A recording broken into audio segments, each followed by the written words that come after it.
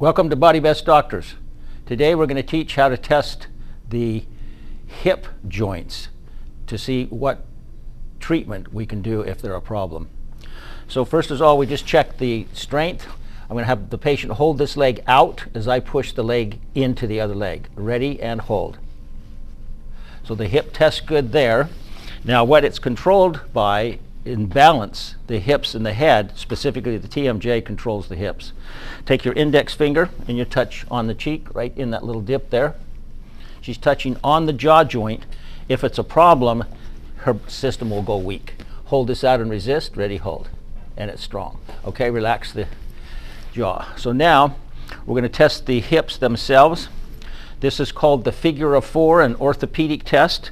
Bend this knee up, cross this foot over the leg. So there's your figure of 4.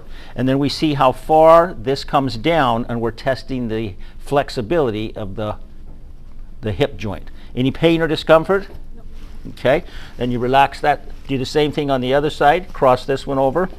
And you can also see how far they go down.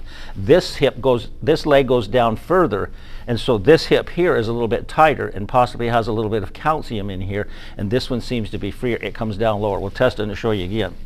Cross this over again. It doesn't come down quite as much. So that's the hip joint right there.